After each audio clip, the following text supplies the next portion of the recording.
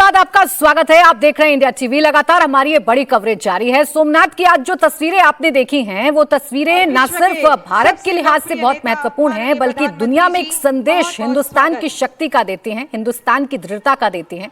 ये बताती हैं ये तस्वीरें कि हिंदुस्तान पर बेशक न जाने कितने ही संकट क्यों ना आए हों, लेकिन अपने धर्म और संस्कृति के साथ भारत अडिग रहा है, भारत खड़ा रहा है। अब से थोड़ी देर बाद प्रधानमंत्री नरेंद्र मोदी का संबोधन भी होगा, वो भी हम आपको सुनवाएंगे। देखिए, भारी संख्या में लोग हैं। प्रधानमंत्री नरेंद्र मोदी मंच पर हैं, साथ में गुजरात के सीएम हैं, गृहमंत्री हर्ष सांघवी हैं गुजरात के, ये बैठे हुए हैं और थोड़ी देर में पीएम संबोधित करेंगे। और यहां से भी एक मैसेज पूरे हिंदुस्तान में प्रधानमंत्री देंगे। खासकर जो आने वाले चुनावों की रणनीति है, वो धीरे धीरे करके भारतीय जनता पार्टी ने बतानी भी शुरू कर दी है, दिखानी भी शुरू कर दी है। और उसके लिए बीजेपी अब एकजुटता के साथ काम करती हुई नजर आ रही है। निर्णय के पास एक बार चल लेते हैं। मेरे सहयोगी हमारे साथ मौजूद हैं। जी निर्णय, बताइए क्या जानकारी अब आपके पास? देखिए प्राची, पहले तो जो डिबेट चल रही थी ना, मैं एक छोटी सी चीज क्लैरिफाई करना चाहता हूँ। शायद अभी भी आप देखिए कि इतिहास को लेकर के कितनी जो मिसकंसेप्शंस हैं। यहाँ अहमदाबाद में एक बहुत बड़े हिस्टोरियन हैं रिजवान कादरी, जिन्होंने सरदार पटेल पे शायद ही इज एन अथॉरिटी, उन्होंने जितनी रिसर्च की है सरदार पटेल और उनके काम पे, उतनी शायद ही पूरे हिंदुस्तान में अब तक किसी ने की होगी। और उन्होंने ये बड़ा कैटेगरिकली मुझे बताया था, जब मैं सोमनाथ के ऊपर रिसर्च कर रहा था, तब उन्होंने मुझे बताया था कि ये जो निश्चय था कि सोमनाथ के मंदिर का निर्माण सरदार पटेल ने ये तय किया था कि वो लोगों के पैसे से करेंगे, ना कि सरकारी पैसे से। और ये जो कन्वर्सेशन था उनका और महात्मा गांधी का, उस टाइम पे उन्होंने बताया था कि क्योंकि पंडित नेहरू नहीं चाहते थे कि सरकारी पैसा खर्च हो, तो महात्मा गांधी ने सरदार पटेल से ये कहा था कि ये जो मंदिर का पुनर्निर्माण होगा उसका सरकार से कोई जो है डायरेक्ट कनेक्शन नहीं होना चाहिए। तब सरदार पटेल ने उनसे ये कहा था कि आप इस बात की बिल्कुल चिंता ना करें, जब ये मंदिर पुनर्निर्मित होगा तो इसका एक एक पैसा जो है वो लोग कंट्रीब्यूट करेंगे। और पूरा एक लोक आंदोलन बना था। और सबसे पहले जामनगर डायनेस्टी जो है उसकी तरफ से जो है अपना डोनेशन दिया गया था। और फिर कई राजघराने इस सौराष्ट्र एरिया के इसके साथ जुड़े। और बताया ये जाता है कि आसपास के लोग जो हैं, उन्होंने, किसी ने 8 आने, किसी ने 1 रुपया, इस तरह से पैसे इकट्ठे किए थे। तो कहीं ना कहीं अभी भी जब हम चर्चा सुनते हैं कि कहीं पे आज भी ये उल्लेख किया जाता है कि नेहरू ने ये एडवाइस किया था, कहीं पे आज भी ये उल्लेख किया जाता है कि गांधी ने उन्हें ये एडवाइस किया था, ये सरदार पटेल ने खुद कहा था। और इसी वजह से हम देख रहे हैं कि अभी भी इतनी कोशिशों के बावजूद भी कुछ मिसकंसेप्शंस जो हैं वो दूर होने में, आप सोचिए 75 साल लग गए और अभी भी मिसकंसेप्शन जो हैं वो यूं बने हुए हैं। लेकिन आज का जो ये पर्व है, इसको बहुत ही पॉजिटिव वे में देखना चाहिए, क्योंकि जो एक सबसे बड़ा मैसेज जा रहा है यहाँ पे वो ये है कि एक लौह पुरुष के संकल्प को एक कर्मयोगिनी ने अपने अर्पण से किस लेवल तक ला के रख दिया है। 2 लोग, सरदार पटेल और नरेंद्र मोदी, इन दोनों के नाम एक तरह से पर्याय बन गए हैं अब इस सोमनाथ टेम्पल का ये जो अस्तित्व है, और इसको जिस तरह से निखार करके पूरे विश्व के सामने लाया गया है। और शायद इसी वजह से एक एक भारतीय, एक एक नागरिक जो देश का है, वो गर्व कर रहा है। क्योंकि सोमनाथ के साथ जब हम चर्चा करते हैं सोमनाथ के बारे में, तो सबसे बड़ी बात हमें ये याद रखनी चाहिए कि ये हमारी सामूहिक शक्ति और सामूहिक साहस का भी प्रतीक है, हमारी दृढ़ता का प्रतीक है, हमारे जो निर्माण की ताकत है, पुनर्निर्माण की ताकत है, उसका प्रतीक है। लेकिन सबसे बड़ी बात यह है कि जितनी बार इसको विध्वंस किया गया इसका, उतनी बार लोक भागीदारी एक सबसे बड़ा फैक्टर था, जिसकी वजह से इस टेम्पल का पुनर्निर्माण और जो अहम बात आपने बताई कि कैसे आम लोगों के चंदे के साथ इस मंदिर का निर्माण होता है, सरदार पटेल की इस मंदिर के जीर्णोद्धार में, इसके पुनर्निर्माण में क्या भूमिका रहती है और पंडित जवाहरलाल नेहरू की क्या भूमिका रहती है। अब वो इतिहास के पन्ने जो शायद धूल में कहीं छिपा दिए गए थे, अब उससे धीरे धीरे करके धूल हट रही है और जो इतिहास है उसकी सच्चाई पूरे देश के सामने आ रही है। और एक बदलाव, जो निर्णय अभी आप बता रहे थे अजीत जी, एक बदलाव अब के दौर में हमें देखने को मिल रहा है, अभी तक मंदिर के निर्माणों की बात जब करें तो सरकारें उसमें से हाथ पीछे खींच लिया करती हैं, सांप्रदायिकता का इस पर आरोप लगता है, या मंदिर सरकार बनवाए, ऐसी बातों से हमेशा सरकार अपने स्टैंड को पीछे खींचती रही है। लेकिन ये अब बदलाव है, अब कई ऐसे निर्माण हैं जहां सरकारी पैसों से किए जा रहे हैं, जहां सरकारी पैसों से ही मंदिरों को बनवाया जा रहा है। हाल ही में बंगाल में ममता दीदी दुर्गा आंगन का निर्माण करा ही रही थी। बिल्कुल नहीं, तो ये चीज़ें अब हो रही हैं, वो भी एक तरह की चेतना है, और उस चेतना के तहत अब सरकारें और जो पार्टियां हैं, दूसरी गैर बीजेपी पार्टियां, वो भी इस तरह के काम कर रही हैं। लेकिन हम लोग अभी जितनी चर्चा कर चुके थे, अब उसको हम लोग अगर समअप करने की तरफ चलें और विशुद्ध रूप से राजनीतिक नजरिए से देखें, चूंकि धार्मिकता के नजरिए से राष्ट्रवाद और नैतिकता और आध्यात्मिक चेतना और सामूहिक साहस, इन सब की हम लोग काफ़ी चर्चा कर ही चुके हैं। ये जो जिस गुजरात मॉडल की बात होती है ना, एक विकास का एक मॉडल आया कि गुजरात में जिस तरह का विकास हुआ है, उस तरह का विकास का मॉडल 2014 में प्रधानमंत्री नरेंद्र मोदी के साथ पूरे देश में गया। उस मॉडल के साथ एक चीज ये भी जुड़ी हुई है, विकास जो है उसके साथ एक धर्म और अध्यात्म की चीज भी साथ साथ जुड़ी हुई थी, और ये किस तरह से रेप्लिकेट हो रहा है पूरे देश में, आप इसको देखिए। प्रधानमंत्री आए वाराणसी चुनाव लड़ने, और उसके बाद आप देखिए जो काशी विश्वनाथ का मंदिर है और उसका जो जीर्णोद्धार हुआ है, और अभी कुछ चीजें वहां बाकी हैं, लेकिन जिस तरह से कॉरिडोर बना वाराणसी का, और वहां जिस तरह से एक लोग आते हैं, जैसे आस्था का एक बड़ा केंद्र बना, उस तरह से आप अयोध्या में देखिए, आप उस तरह से अब देखिए वो विंध्यवासिनी में, विंध्याचल में माँ विंध्यवासिनी के मंदिर का एक कॉरिडोर बन रहा है। और फिर धीरे धीरे इस तरह के कॉरिडोर, मतलब आप एक राजनीति हो, उसके साथ साथ एक आर्थिक विकास की गतिविधियां चलें, उसके साथ साथ एक धार्मिक आध्यात्मिक विकास की भी गतिविधियां साथ साथ चलनी चाहिए। लोगों को उनकी जो आस्था के साथ जोड़ने का अवसर भी मिले, और जो अपना इतिहास रहा है उस इतिहास से भी जुड़ने का अवसर मिले। जिस तरह का इतिहास सोमनाथ में है, जिस तरह के हमले सोमनाथ में हुए, जितनी बार विध्वंस हुआ सोमनाथ का, उसी तरह का इतिहास वाराणसी में भी है, काशी विश्वनाथ के मंदिर का भी है, वहां भी उतना ही विध्वंस हुआ, वहां भी उस तरह से जो अतिक्रमण है, आप जाइए, आप तो जो भी जाकर के देखें किस तरह से वहां मंदिर के ऊपर जो ज्ञानवापी था, जो ज्ञान का कुआं था, जहां मानते थे लोग कि वहां पानी पीने से जो ज्ञान प्राप्त हो जाता है, वहां एक मस्जिद खड़ी हो गई। या आप शाही ईदगाह का मामला देखिए मथुरा में। तो ये इस तरह के जो हमले हुए हैं, उन हमलों के बाद जो स्थितियां रही हैं, जो एक हीनता की भावना रही बरसों तक, बरसों क्या सदियों तक रही, उस भावना से मुक्ति का भी अभियान साथ साथ चलता रहेगा। आर्थिक विकास के साथ साथ धार्मिक विकास, ये सब चीजें चलती रहेंगी।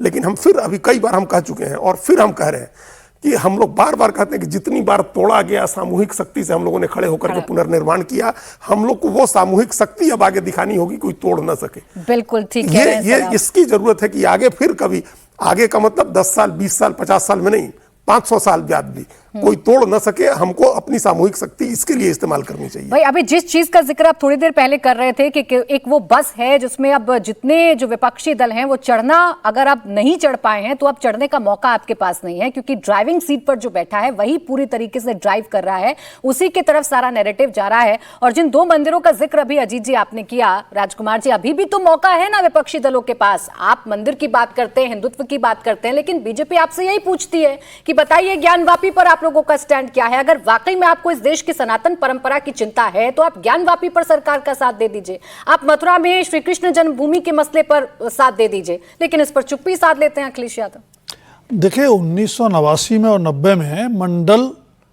आयोग की सिफारिश से लागू होने के बाद और राम मंदिर आंदोलन की रथ यात्रा के बाद जिस तरह की राजनीति बनी है, उसमें गैर भाजपा दलों को माइनॉरिटी वोट बैंक के साथ ओबीसी वोट बैंक मिला करके सत्ता में आने का एक बहुत आसान रास्ता मिल गया था। लेकिन आप देख लें 2000 के बाद का तो माइनॉरिटी प्लस जो जाति का वोट बैंक है, मुलायम सिंह यादव के संदर्भ में यादव की बात कर लें, और मायावती के संदर्भ में दलित वोट बैंक की बात कर लें, उनको भी एड ऑन वोट बैंक चाहिए होता है, तब आप सत्ता में आते हैं। बिल्कुल, इनको ब्राह्मण के वोट की बात कर लें, राजपूत वोट की बात कर लें, या वैश्य वोट बैंक की बात कर लें, सबने अपने अपने तरह से एड ऑन किया और सत्ता में आए। लेकिन 2014 में जिस तरह से नरेंद्र मोदी के नेतृत्व में बीजेपी को 30 साल के अंतराल के बाद, या तो 1984 में राजीव गांधी के नेतृत्व में कांग्रेस को अपने दम पर मेजोरिटी मिली थी, या उसके 30 साल बाद 2014 में नरेंद्र मोदी के नेतृत्व में बीजेपी को 282 सीटें मिली अकेले दम जी। तो वो एक संकेत था जिसको समझना चाहिए था अपोजिशन के पार्टीज को, अपोजिशन की राजनीति को, कि वो पुराना दौर अब नहीं चलेगा। आपको समग्र समाज की, सर्व समाज की राजनीति करनी पड़ेगी, और वो उसमें पिछड़ते गए। 2017 में तस्वीर बहुत साफ हो गई, जब यूपी में जहां बीजेपी 10 सीटों पर सिमट गई थी पिछले चुनाव में, लोकसभा में, मतलब 2009 की बात करें, जी जी। वहां 14 में जिस तरह से बीजेपी की 73 या 76 सीटें आई, वो तस्वीर थी, बहुत लाउड एंड क्लियर मैसेज था, लेकिन नहीं जागी, और 2017 में बीजेपी प्रचंड बहुमत से यूपी में सत्ता में आ गई। अब अखिलेश यादव या तेजस्वी यादव या बाकी जो इस तरह के लोग हैं, उनकी समस्या ये है कि अगर वो चलें सर। बदलना भी चाहें, हाँ, तो क्रेडिबिलिटी नहीं है उनकी। बिल्कुल ठीक उनका है। मुकाबला नरेंद्र अब वो मोदी से उस है। रेस में दौड़ने की कोशिश कर रहे हैं जहां का विनर पहले ही घोषित है, जहां भारतीय जनता पार्टी ने पहले ही बाजी मार ली है। प्रधानमंत्री नरेंद्र मोदी का संबोधन बस शुरू ही होने जा रहा है। हलचल देखिए आप बढ़ गई। सोमनाथ, जय सोमनाथ, हर हर महादेव। गुजरात के मुख्यमंत्री श्रीमान भूपेंद्र भाई पटेल, उप मुख्यमंत्री भाई हर्ष संघवी जी, गुजरात सरकार के मंत्रीगण, सांसद एवं विधायकगण, अन्य सभी महानुभाव, देवी और सज्जनों, आज प्रभास पाटन का पवित्र क्षेत्र एक अद्भुत प्रभा से भरा हुआ है। महादेव का ये साक्षात्कार, ये सौंदर्य, धरती और आसमान से हुई पुष्प वर्षा, भगवा ध्वजों की ये आभा, कला, संगीत और नृत्य की अद्भुत प्रस्तुतियां, वेद मंत्रों का उच्चार, गर्भगृह में हो रहा शिव पंचाक्षरी का अखंड पाठ, और इस सब के साथ साथ सागर की लहरों का जयघोष। ऐसा लग रहा है जैसे ये सृष्टि एक साथ बोल रही है, जय सोमनाथ, जय जय सोमनाथ।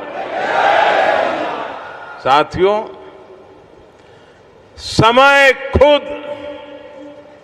जिनकी इच्छा से प्रकट होता है, जो स्वयं कालातीत है, जो स्वयं काल स्वरूप है,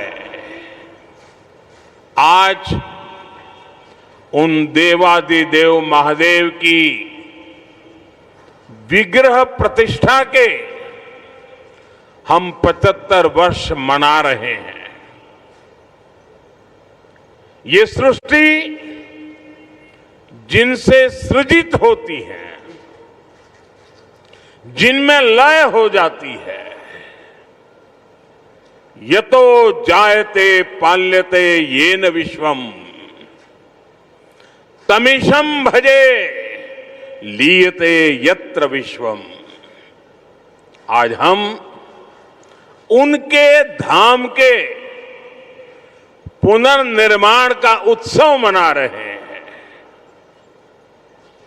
जो हलाहल को पीकर नीलकंठ हो गए, आज उन्हीं की शरण में यहां सोमनाथ अमृत महोत्सव हो रहा है।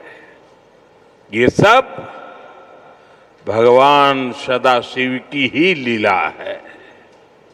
साथियों, दादा सोमनाथ के अनन्य भक्त के रूप में मैं कितनी बार यहां आया हूं, कितनी ही बार उनके सामने नतमस्तक हुआ हूं, लेकिन आज जब मैं यहां आ रहा था तो समय की ये यात्रा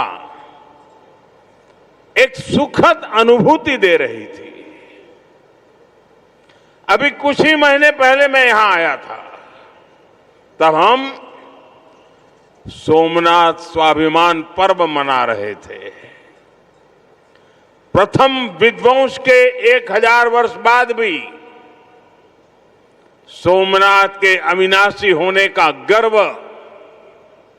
और आज इस आधुनिक स्वरूप की प्राण प्रतिष्ठा के 75 वर्ष हम केवल 2 आयोजनों का हिस्सा भर नहीं, सिर्फ हिस्सा भर नहीं बने हैं, हमें 1000 वर्षों की अमृत यात्रा को अनुभव करने का शिवजी ने मौका दिया है। साथियों, 75 साल पहले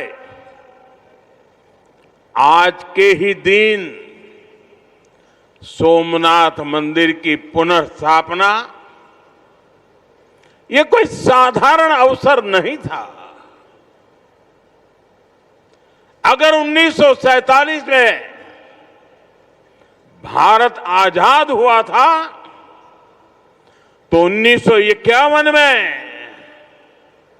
सोमनाथ की प्राण प्रतिष्ठा ने भारत की स्वतंत्र चेतना का उद्घोष किया था। आजादी के समय सरदार साहब ने 500 से ज्यादा रियासतों को जोड़कर एक भारत का आधुनिक स्वरूप गढ़ा था। तो साथ ही सोमनाथ के पुनर्निर्माण से उन्होंने दुनिया को बताया था, भारत केवल आजाद नहीं हुआ है, भारत अपने प्राचीन गौरव को पुनः हासिल करने के मार्ग पर भी अब आगे बढ़ चुका है। साथियों, इसलिए आज इस अवसर पर मैं केवल 75 वर्षों की झांकी नहीं देख रहा हूं, मैं यहां देख रहा हूं विनाश में सृजन के संकल्प को, जिसे सोमनाथ ने चरितार्थ किया है। मैं यहां देख रहा हूं असत्य पर सत्य की विजय को, जिसे प्रभास पाटन ने बार बार जिया है। मैं यहां देख रहा हूं हजारों वर्षों की आध्यात्मिक चेतना को, जिसने मानव मात्र के कल्याण की सीख समूचे विश्व को दी है। मैं यहां देख रहा हूं भारत के उस अविनाशी स्वरूप को, जिसे सदियों के कुत्सित प्रयास भी न मिटा सके, न हरा सके। और मैं यहां देख रहा हूं सोमनाथ का अमृत महोत्सव, ये केवल अतीत का उत्सव नहीं है, ये अगले 1000 वर्षों के लिए भारत की प्रेरणा का महोत्सव भी है। मैं सभी देशवासियों को दादा सोमनाथ के कोटि कोटि भक्तों को इस महोत्सव की बहुत बहुत बधाई देता हूं। साथियों, आज का दिन एक और वजह से भी विशेष है। 11 मई 1998 1998 यानी आज के ही दिन देश ने पोखरण में परमाणु परीक्षण किया था।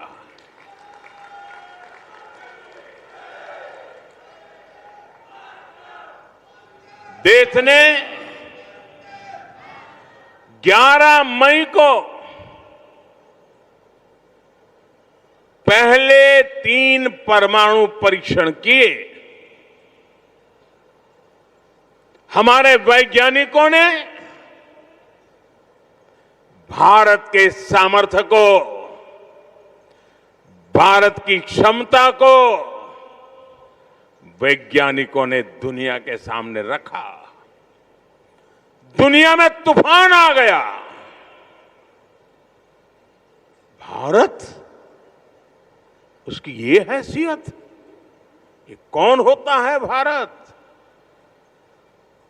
जो परमाणु परीक्षण करे? और दुनिया की आंखें लाल हो गई। दुनिया भर की शक्तियां भारत को दबोचने के लिए मैदान में उतरी। अनेक प्रकार के बंधन लग गए।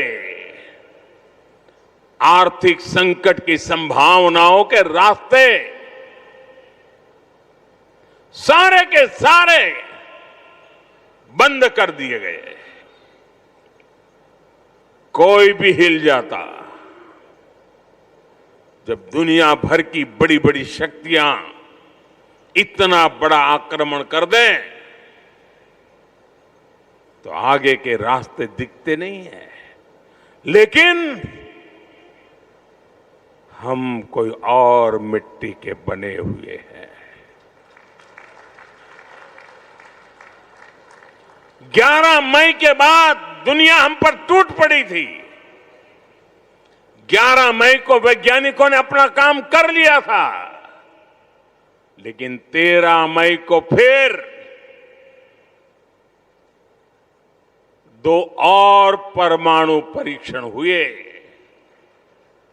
उससे दुनिया को पता चला था कि भारत की राजनीतिक इच्छा शक्ति कितनी अटल है।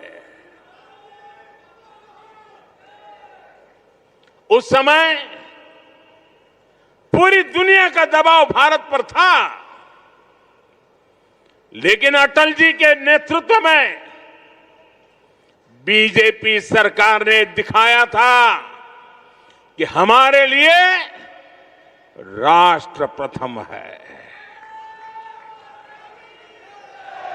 दुनिया की कोई ताकत भारत को झुका नहीं सकती, दबाव में नहीं ला सकती। साथियों, देश ने पोखरण परमाणु परीक्षण को ऑपरेशन शक्ति नाम दिया था, क्योंकि शिव के साथ शक्ति की आराधना ये हमारी परंपरा रही है।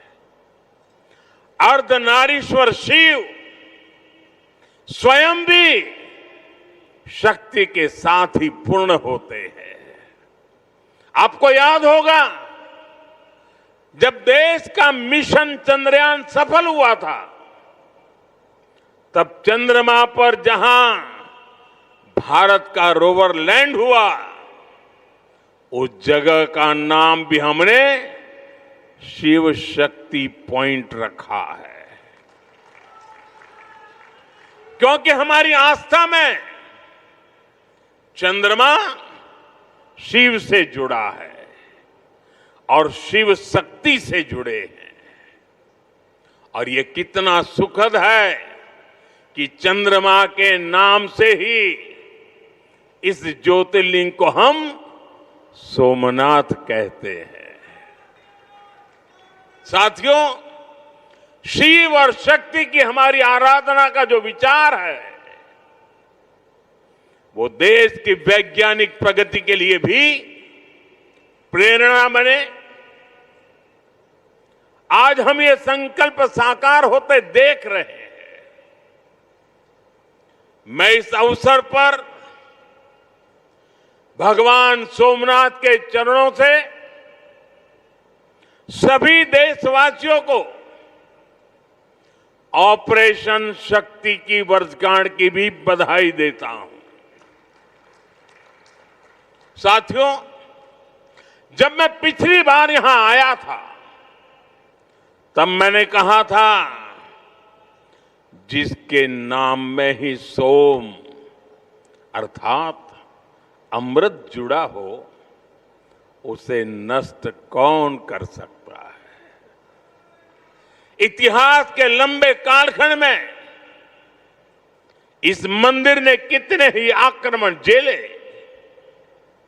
महमूद गजनवी, अलाउद्दीन खिलजी जैसे अनेक आक्रांत आए। लुटेरों ने सोमनाथ मंदिर का वैभव मिटाने का प्रयास किया। वो सोमनाथ को एक भौतिक ढांचा मानकर उससे टकराते रहे। बार बार इस मंदिर को, इस ढांचे को तोड़ा गया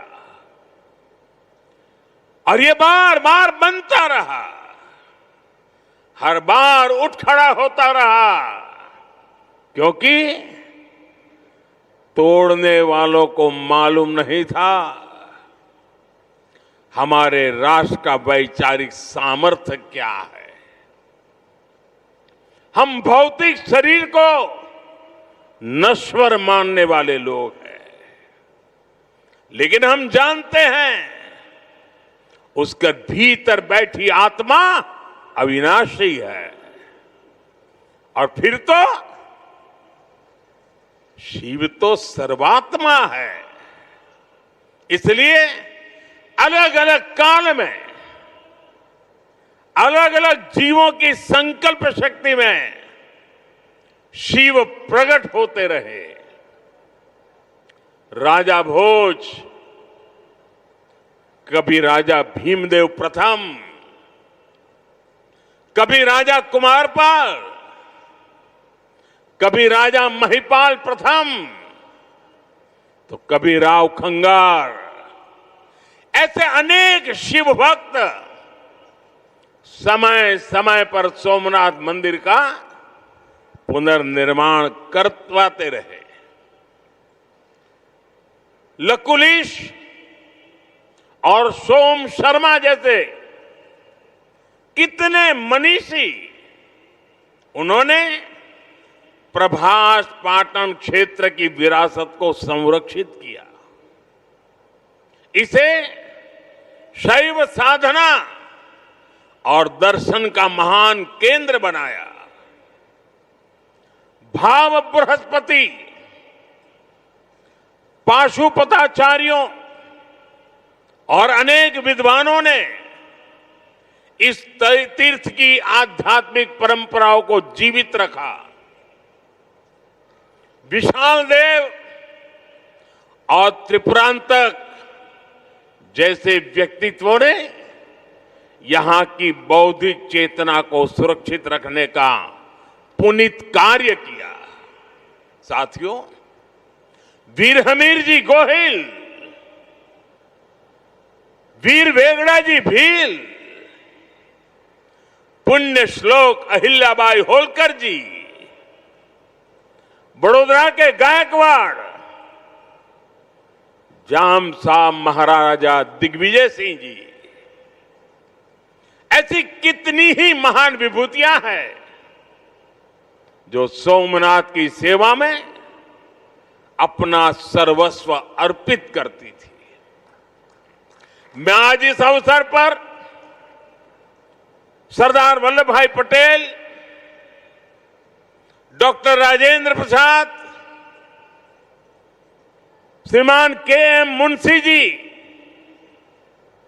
ऐसी सभी ज्ञात अज्ञात दिव्यात्माओं को भी श्रद्धापूर्वक, आदरपूर्वक नमन करता हूं।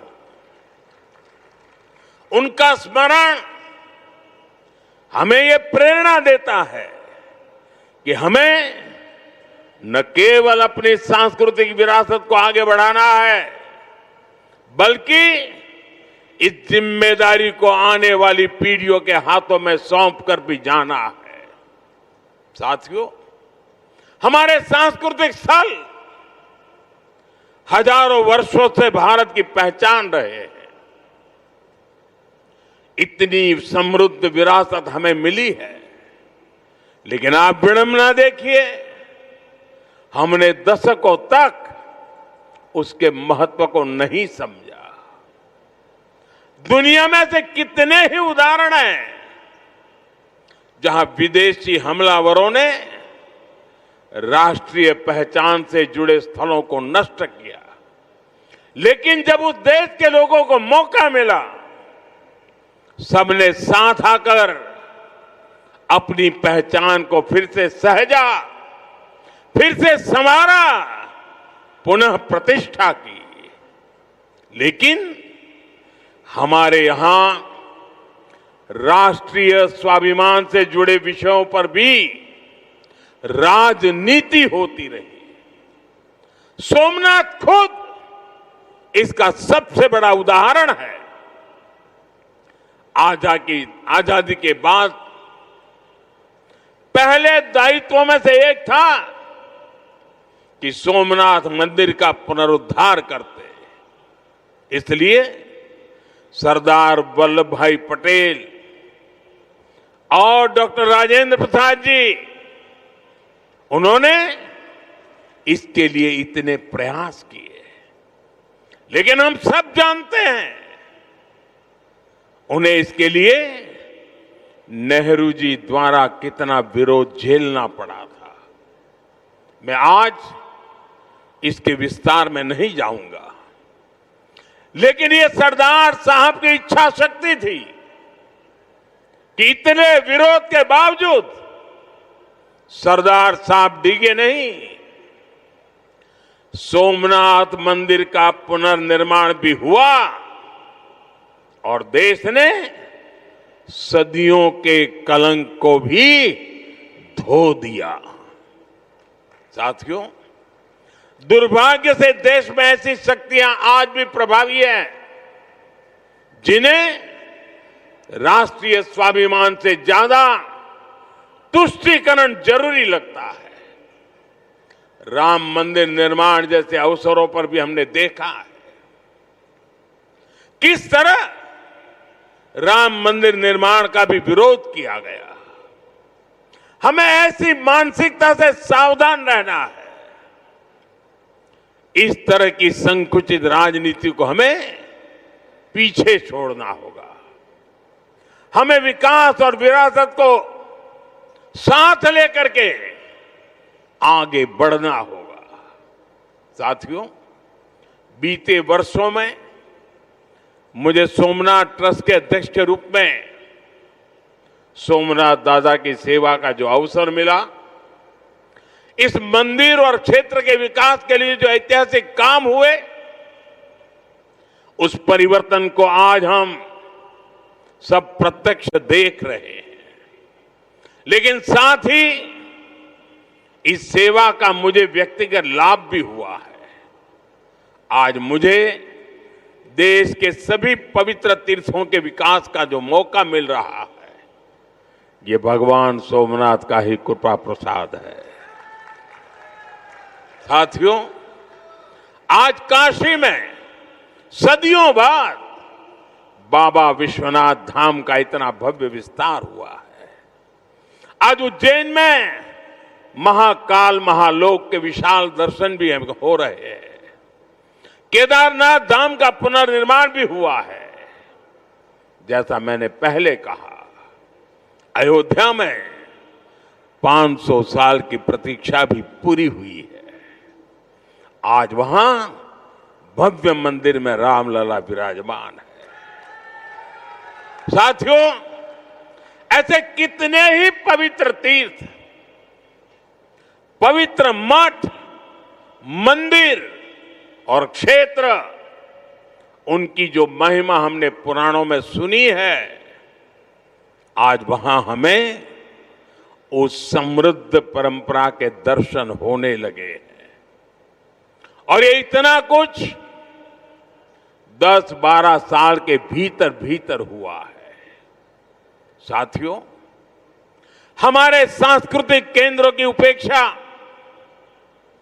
देश के विकास में बड़ी बाधा रही है, क्योंकि हमारे तीर्थ भारत की आध्यात्मिक सामाजिक व्यवस्था के केंद्र तो है ही, वो देश की आर्थिक प्रगति के भी स्रोत रहे हैं। आज आप देखिए, 4 धाम महामार्ग परियोजना, गोविंद घाट से हेमकुंड साहिब तक रोपवे परियोजना, करतारपुर कॉरिडोर, बौद्ध सर्किट का विकास, इनके जरिए देश में तीर्थ क्षेत्रों में आर्थिक गतिविधियां बढ़ी हैं। सोमनाथ परिसर भी इसका एक सशक्त उदाहरण है। आज सोमनाथ मंदिर ट्रस्ट से सैकड़ों परिवार जुड़े हैं। हजारों लोगों का जीवन इस क्षेत्र से जुड़ा हुआ है। देश दुनिया के कोने कोने से जो लोग यहां आते हैं, वो गुजरात के बाकी हिस्सों में भी जाते हैं। इससे प्रदेश और देश में प्रगति के नए द्वार खुलते हैं। साथियों, हमारी आस्था हमें जीवन जीने का तरीका भी सिखाती है, क्योंकि हम मानते हैं सर्वम खलिद्वम ब्रह्म, अर्थात सृष्टि का हर एक घटक, इस संपूर्ण प्रकृति भी ईश्वर का ही स्वरूप है। इसलिए हमारी आस्था नदियों में भी है, वृक्षों में भी है। हम जंगलों को भी श्रद्धा की दृष्टि से देखते हैं। हम पर्वतों में भी पवित्रता का भाव रखते हैं। और आज जब दुनिया प्राकृतिक जीवन शैली की ओर लौट रही है, हमें हमारी शक्ति को भी पहचानना होगा। हम हमारे तीर्थों और मंदिरों के विकास के साथ साथ उनकी गरिमा के लिए जागरूक होना होगा। हमें ऐसा जीवन अपनाएं जिससे प्राकृतिक और पर्यावरण की रक्षा हो। साथ ही हम हमारे पुण्य स्थलों को पूरी दुनिया के लिए एक उदाहरण के रूप में विकसित करें। हमें इन संकल्पों को अपनी आस्था से जोड़कर जीना होगा। साथियों, जब नई पीढ़ियां अपने इतिहास, अपनी आस्था और अपने सांस्कृतिक मूल्यों से जुड़ती है, तब राष्ट्र का आत्मबल और मजबूत होता है। आज भारत जिस आत्मविश्वास के साथ आगे बढ़ रहा है, उसमें हमारी सांस्कृतिक निरंतरता की भी बहुत बड़ी भूमिका है। आधुनिक और विरासत, आधुनिकता हो या विरासत हो, भारत में इसे कोई अलग नहीं कर सकता। भारत में एक दूसरे के विरोधी नहीं है। ये साथ साथ आगे बढ़ने वाली शक्तियां हैं, एक दूसरे में प्राण पूरने वाली शक्तियां हैं। सोमनाथ हमें याद दिलाता है कि कोई भी राष्ट्र तभी लंबे समय तक मजबूत रह सकता है जब वो अपनी जड़ों से जुड़ा रहे, जब वो अपनी विरासत को आने वाली पीढ़ियों तक उसी श्रद्धा और विश्वास के साथ उनके हाथों में सुपुर्द करे। 75 वर्ष पहले जब ये पुनर्निर्मित सोमनाथ मंदिर में 75 वर्ष पहले प्राण प्रतिष्ठा हुई थी, तब भारत ने एक नई चेतना यात्रा शुरू की थी। आज 75 वर्ष बाद वही यात्रा और अधिक व्यापक रूप में हमारे सामने है। हमें इसे नई ऊंचाई पर लेकर जाना है। हमारे संकल्पों को पूरा करने में दादा सोमनाथ का आशीर्वाद हमेशा हमारे साथ रहे, यही प्रार्थना है। एक बार फिर सभी देशवासियों को, विरासत में विश्वास करने वाले हर नागरिक को, आप सभी को इस अवसर की बहुत बहुत बधाई देता हूं। मेरे साथ बोलिए, जय सोमनाथ, जय सोमनाथ, हर हर महादेव।